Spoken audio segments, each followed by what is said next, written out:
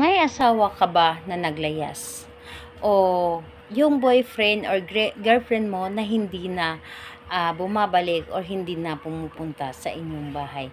Gusto nyo ba na pabalik-balikin mo ito or gusto mo bang pauwiin mo ito, lalo na yung asawa mo na naglayas o di kaya yung mga anak ninyo na mahilig maglayas? Gawin ninyo ito upang sila ay bumalik o umuwi sa inyong tahanan.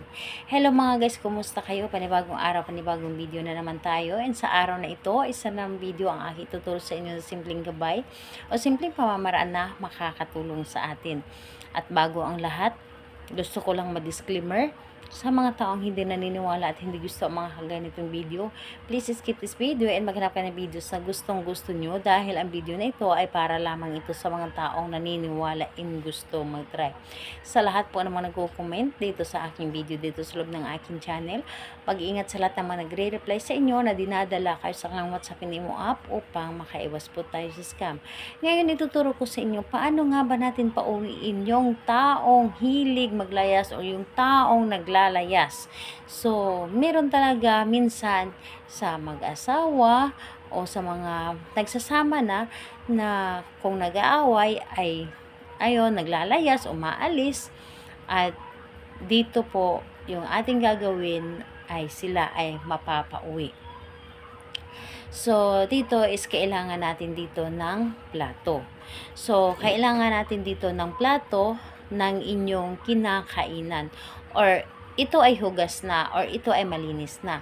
Yung kinakainan ninyo na plato, yun ang inyong dapat na ihanda.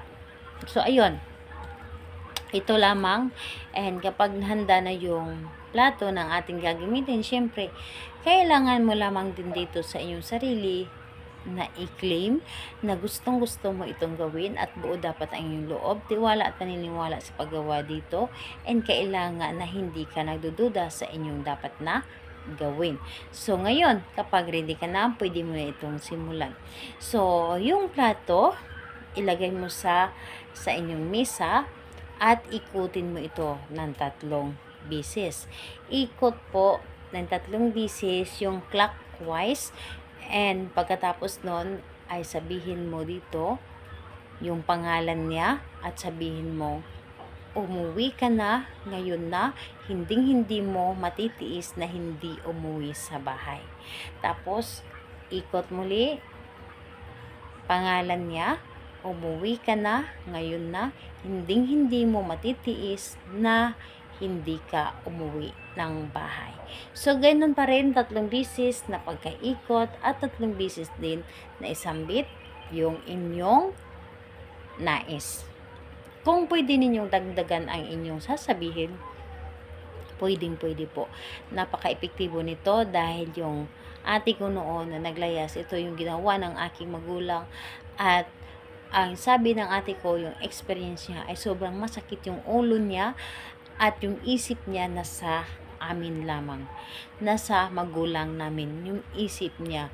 So dahil dalaga pa yung ate ko noon na naglayas, so ito talaga ay napapauwi niya 3 araw lamang, talagang umuwi siya dahil sa sobrang sakit ng ulo niya at yung iniisip niya yung mga magulang namin. Try niyo ito, sobrang napaka-epektibo nito.